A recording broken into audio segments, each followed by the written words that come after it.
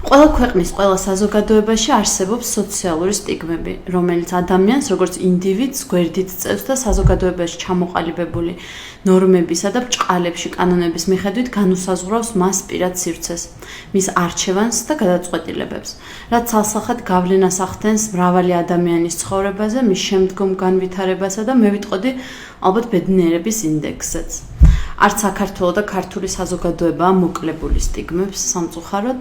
განვითარებულ საზოგადოებებში უფრო და უფრო ნაკლებია სოციალური სტიგმები, ისინი ყოველდღიურად ებრძვიან მათ და რაც უფრო შორს მიდიან, მით უფრო იმსხვრევა მცდარი საზოგადო აზრი ინდივიდის პირად ცხოვრებასთან დაკავშირებით.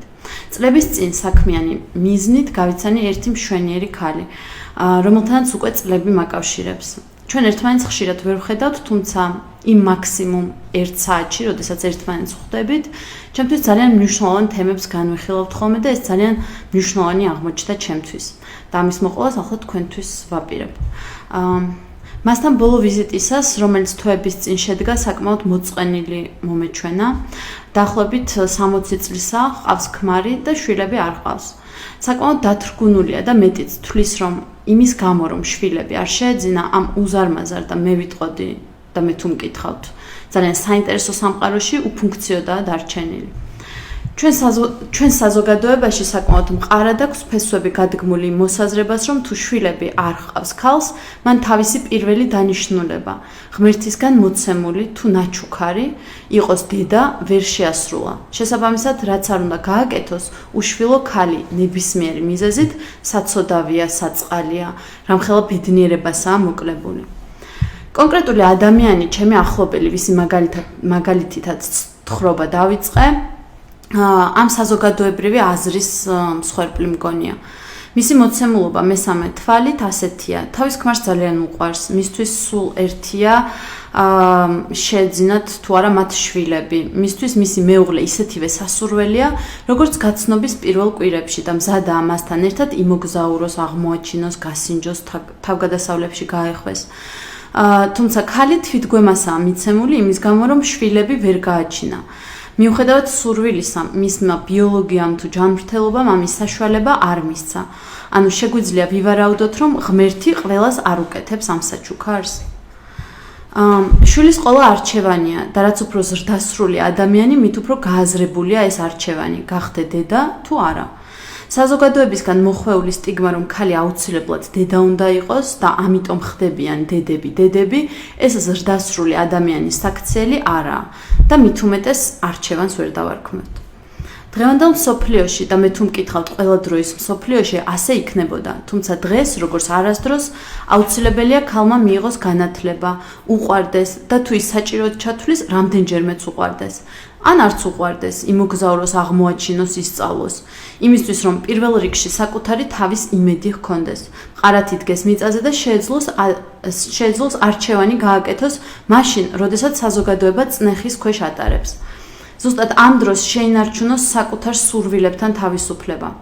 უნდა ნახოს და შეისრუტოს ყველაფერი იმისთვის, რომ ეყოს გამბედაობა, ზუსტად იმ მომენტში, როცა ჩვენი ფსიქოლოგიურად საკმაოდ ძალადობრივი საზოგადოების საპირისპიროდ გაცუროს და გაცუროს შორს, თავის სურვილებსა და გადაწყვეტილებებში. სოლიდარობა შესანიშნავი სიტყვაა და ჩემი პოდკასტის ტექსტი სულაც არ არის მწვავედ ფემინისტური. მე მსურს ხმა მივაწვდინო იმ ქალებს, რომლებიც სოლიდარულები არ არიან სხვა ქალების მიმართ და ძირითადად მოსაზრებას, რომ ქალის პირველი და უმთავრესი ფუნქცია დედობაა, სწორედ ისინი ამყარებენ. ვინ რა იცის რა მიზეზით არ გამხდარა დედა? იქნებ მათი არჩევანი იყო ასეთი, იქნებ სხეულმა არ შეუწყოთ ხელი. იქნებ სიყვარულის გარეშე არ უნდათ შვილების აღზრდა, იქნებ ოჯახი როგორც ინსტიტუტი მათთვის შეცდომის ტოლფასი იქნებოდა. იქნებ შეეშინდათ, იქნებ არ ეხერხებოდათ ბავშვებთან ურთიერთობა. იქნებ იმდენად პასუხისმგებლიანები იყვნენ, რომ ვერ აიღეს საკუთარ თავზე სხვა ადამიანის აღზრდის პასუხისმგებლობა. იქნებ ჯანმრთელობის პრობლემები ჰქონდათ და ვერ მიაგნეს მედიცინაში, რაში იყო საქმე. და იქნებ საერთოდ საშვილოსნო ახალგაზრდა ასაკში დაკარგეს. როცა განსჭით და მეტიც იბრალებთ ქალებს, რომლებიც დედები ან არ ვერ გახდნენ, გიფიქრიათ მიზეზებზე, შესულხართ მათ მდგომარეობაში ან თქვენი შეცდომა ან თქვენი შეცოდება საჭიროა თუ არა ამაზე დაფიქრებულ ხართ. და თქვენ ვინც ბევრი თუ ერთი შვილი გააჩინეთ და თვლით რომ ამ ქვეყნად თქვენი მოვლენის მისია შეასრულეთ და სამყაროს ახალი სიცოცხლე აჩუქეთ, არ დაფიქრებულ ხართ რომ ვიღაცისთვის ეს იქნებ სულაც არ არის ასეთი მარტივი. პირად ცხოვრებაში მიღებული გადაწყვეტილებებით ადამიანების პიროვნულად განსჯა და შემდეგ შეცოდება უკიდურესი სიბრიყვე მგონია. ესე იგი, ასეთ ადამიანს ადამიანები სულაც არ უყვარს და მით უმეტეს როგორ შეიძლება მას ისინი ებრალებოდეს. ქალს უთვალავი უნარი და მიზეზი აქვს ნებისმიერ ასაკში თავის სამყაროსთვის უფუნქციოდ არ იგრძნოს. მთავარია ის, რას გრძნობს შინაგანად, რა უნდა მას და თუ უსმენს საკუთარ თავს. მე მსმენია ეგეთი მოსაზრებაც, რომ შვილებს სიბერეში მარტოყოფნის შიშითაც აჩენენ. მსმენია ასეთი მოსაზრებაც, რომ შვილებს არა მარტო ამ შიშის, არამედ სხვა შიშების გამოაჩენენ. და შვილი ჩემი სუბიექტური აზრით უნდა გააჩინოს სიყვარულით. იმის გააზრებით, რომ ახალ ადამიანს სიცოცხლეს ჩუქნი, გააზრებულად, რომ ერთ დღეს უკიდეგანო სამყაროში გაუშვებ და მისცემ თავისუფლებას იცხოვროს ისე, როგორც მას მოესურვება, როგორც ის გრძნობს და გაუხარდება. დედა შეიძლება იყოს ბიოლოგიური შვილის, შეიძლება საქმის, რომელსაც ქმნის, შეიძლება სხვისი შვილის, ქალის ინსტინქტი, რომ დედა ბევრ რამეში შეიძლება ვთარგმნოთ. შემდგარი და ფუნქციური ქალი, სწორად ის ქალი გახლავთ, რომელსაც არა საზოგადოების გაჩუმებისთვის პრიალა ოჯახი ჰყავს, შვილებზეა გადამკვდარი თუ ქმართან მორჩილი, არამედ შემდგარი ქალი არის ადამიანი, რომელიც არჩევანს აკეთებს საკუთარი სურვილით, გააზრებულად და ეს შეიძლება იყოს ნებისმიერი, ქერა თუ შავგვრემანი, ქრისტიანი თუ მუსულმანი, უშვილო თუ შვილიანი. საფრანგეთში პირველ კურსზე პირველივე ლექციაზე ჩემს გვერდით ერთი ფრანგი გოგო იჯდა და ღმერთმა იცის, საიდან მივედით ამ დიალოგამდე, მაგრამ პირველად 18 წლის ასაკში გაუცებული დავრჩი, როცა ახალგაზრდა გოგო მითხრა, მე გადაწყვეტილი მაქვს, რომ ოჯახი არ მინდაო, არც ქმარი, არც შვილებიო.